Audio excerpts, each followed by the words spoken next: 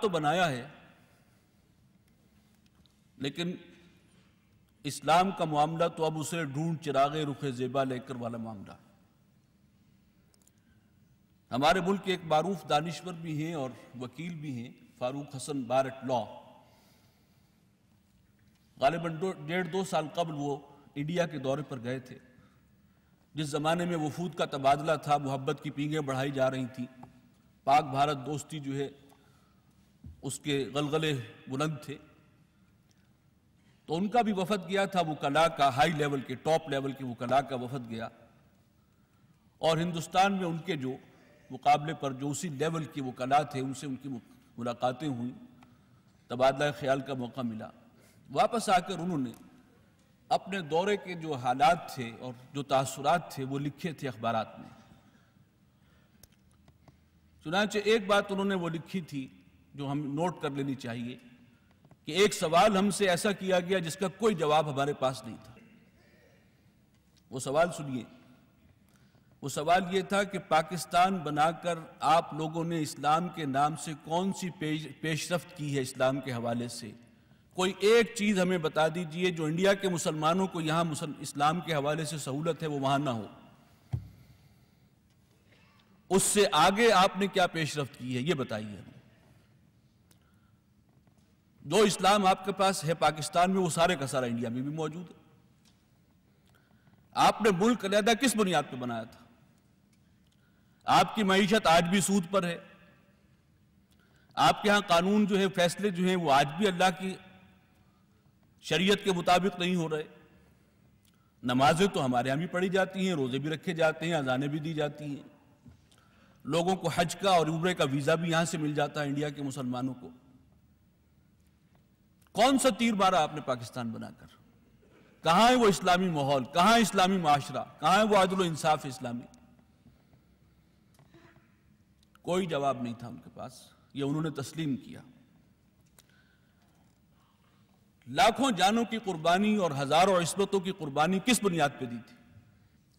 ہم نے آزادی کے لیے قربانی دینے والے شہیدوں کے لہو سے غداری کی ہے اور اللہ سے بدعہدی کے مرتکب ہوئے ہیں۔ نتیجہ ہمارے سامنے ہے۔ 1947 میں جو آزادی ہمیں اللہ نے عطا کی تھی، آج عملاً ہم اس سے محروم ہو چکے ہیں۔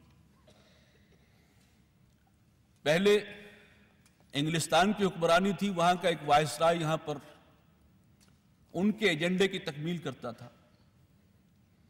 آج نوعیت میں کیا فرق پڑا؟ انگلستان کی بجائے اب امریکہ جو ہے وہ فرنگ کا امام ہے، انہی کی ایجنڈے کی تکمیل کرنے کے لیے یہاں پر ہمارا حکمران طبقہ ہر وقت بسر و چشم تیار ہے۔ نوعیت میں کوئی فرق نہیں، وہ آزادی تقریباً ہم سے چھن چکی ہے۔ بہرکیف آخری بات عرض کرتا ہوں کہ پاکستان کے قیام میں اللہ کی خصوصی تائید شامل تھی، اور اب تک بھی یہ پاکستان جو بچا ہوا ہے وہ خصوصی تائید ازدی کے سبب سے ہے، وہی ہے جو اس کی حفاظت فرما رہا ہے، ورنہ ہم نے تو کوئی کسر نہ چھوڑی تھی۔ آج ہمارے دشمنوں کو یہ ہمت ہو رہی ہے کہ وہ کہتے ہیں فلاں سن کے بعد دنیا کے نقشے سے پاکستان غائب ہو جائے گا، معاذ اللہ، خاکم بدہن۔ دنیا میں یہ باتیں کہی جا رہی ہیں، بڑے بڑے تھنک ٹینکس جو ہیں وہ یہ شوشے چھوڑ رہے ہیں، انہیں ہمت ہوئی ہے۔ کیوں ہمت ہوئی ہے؟ ہماری مجرمانہ غفلت کی وجہ سے۔ بہرکیف پاکستان لاکھ کمزور سہی ایک ایٹمی قوت بھی ہے، اور یہ بھی ماننا چاہیے کہ یہ بھی اللہ کی خصوصی عطا ہے، اس میں ہمارے کسب کو کوئی دخل نہیں۔ سائنس اور ٹیکنالوجی کے اعتبار سے پاکستان دنیا کے پست ترین ممالک میں، لیکن اسے وہ ایٹمی صلاحیت عطا ہو گئی ہے جو دنیا کے چند چوٹی کے ممالک کو حاصل۔ یہ معجزہ نہیں تو اور کیا ہے؟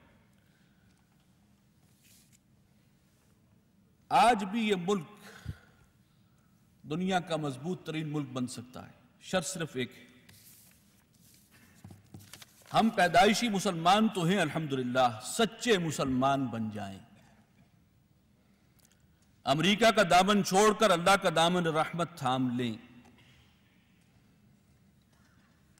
تو کیا ہوگا آج بھی ہو جو براہیم کا ایماں پیدا، آگ کر سکتی ہے انداز گلستاں پیدا۔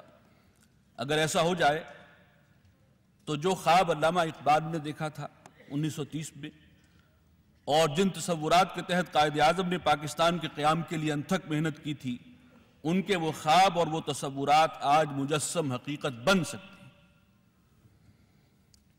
اور یہی پاکستان جو آج امریکہ کا غلام ہے، اگر واقعی ہم اسے ایک فلاحی اسلامی ریاست بنا دیں، اس کے لیے ہمیں ہمت کرنا ہوگی۔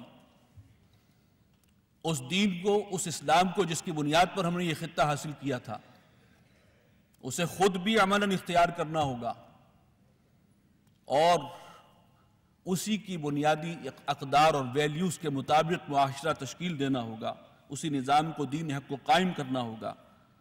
تو یہی پاکستان اسلام کے عالمی غلبے کی تمہید بن سکتا ہے، اور اسلام کی نشأت ثانیہ کا نقطۂ آغاز ثابت ہو سکتا ہے۔ اللہ تعالیٰ پاکستان کو اپنی حفظ و امان میں رکھے، اسے اسلام دشمن طاقتوں کی سازشوں سے محفوظ رکھے۔ اللہ تعالیٰ ہمیں سچا مسلم اور مومن بن کر اس ارض پاکستان کو اسلام کا ایک ناقابل تسخیر قلعہ بنانے کی توفیق عطا فرمائے۔ اقبال کے اس شعر پر اپنی بات ختم کرتا ہوں کہ بازو تیرا توحید کی قوت سے قوی ہے، اسلام تیرا دیس ہے تو مصطفی ہے۔ وآخر دعوانا ان الحمدللہ رب العالمین۔ امیر تنظیم اسلامی حافظ عاکف سعید صاحب آپ سے خطاب فرما رہے تھے۔ حضرات، آپ نے یہ بات تو سنی ہوگی کہ کوئی شخص اگر بادشاہ کی خدمت کر رہا ہے تو وہ بادشاہ پر احسان نہیں کر رہا، بلکہ یہ بادشاہ کا احسان ہے کہ وہ اس سے خدمت لے رہا ہے۔ یہ بات کسی بادشاہ کے بارے میں تو درست نہیں ہے، غلط ہے، اس لیے کہ ہم نے بادشاہوں کو اپنے ہی خادموں کا محتاج ہوتے دیکھا ہے۔ تاریخ اس بات کی گواہ ہے۔ یہ بات اسی کے بارے میں درست ہو سکتی ہے جو عاجز نہیں آ سکتی، جسے کسی کی محتاجی نہیں ہے، جسے کسی کا احتیاج نہیں ہے، اور یہ ذات صرف اللہ رب العزت کی ہے۔ لہٰذا اگر کوئی اللہ رب العزت اس کے کلام، اس کے دین کی خدمت کر رہا ہے تو یہ اس کا احسان نہیں ہے، بلکہ اللہ رب العزت کا احسان ہے کہ اس نے اسے منتخب کر لیا، اس کا انتخاب کر لیا کہ وہ اس کے دین کی خدمت کرے، اس کی کتاب کی خدمت کرے۔ ہر دور میں ایسے افراد رہے ہیں جو اس کے دین کی خدمت کرتے رہے، اور یہ اللہ کا ان پر احسان تھا کہ اللہ نے انہیں چنا اپنے دین کی خدمت کے لیے۔ آج کے دور میں بھی یقیناً بہت سے افراد، بہت سے مخلص افراد جنہیں اللہ نے نوازا کہ وہ انہیں اپنے دین کی خدمت کے لیے، اپنی کتاب کے لیے خدمت کے لیے منتخب کرے، ان کا انتخاب کرے، یہ اللہ کا ان پر بہت بڑا احسان ہے۔ ایسے احسان شدہ لوگوں میں اور ایسے منتخب لوگوں میں بانی تنظیم محترم ڈاکٹر اسرار احمد بھی شامل ہیں، جن سے اللہ نے اپنے دین کا، اپنی کتاب کی خدمت کا کام لیا۔ میں دعوت خطاب دے رہا ہوں بانی تنظیم محترم ڈاکٹر اسرار احمد صاحب۔ الحمدللہ الحمدللہ وکفا والصلاة والسلام علی عبادہ الذین اصطفیٰ، خصوصاً علی افضلہم وخاتم النبیین محمد الامین وعلی آلہ وصحبہ اجمعین۔ اما بعد فقد قال اللہ تبارک وتعالی کما ورد فی سورۃ الانفال، اعوذ باللہ من الشیطان الرجیم، بسم اللہ الرحمن الرحیم۔ وَاذْكُرُوا إِذْ أَنْتُمْ قَلِيلٌ مُسْتَضْعَفُونَ فِي الْأَرْضِ تَخَافُونَ أَنْ يَتَخَطَّفَكُمُ النَّاسُ فَآوَاكُمْ وَأَيَّدَكُمْ بِنَصْرِهِ وَرَزَقَكُمْ مِنَ الطَّيِّبَاتِ لَعَلَّكُمْ تَشْكُرُونَ۔ وقال عز وجل حاكيا عن موسى عليه الصلاة والسلام كما ورد في سورة الأعراف، قال عسى ربكم أن يهلك عدوكم وَيَسْتَخْلِفَكُمْ فِي الْأَرْضِ فَيَنْظُرَ كَيْفَ تَعْمَلُونَ۔ صدق اللہ العظیم۔ رب اشرح لي صدری ویسر لي امری واحلل عقدۃ من لسانی یفقہوا قولی۔ اللہم ربنا الہمنا رشدنا واعذنا من شرور انفسنا، اللہم ارنا الحق حقا وارزقنا اتباعہ وارنا الباطل باطلا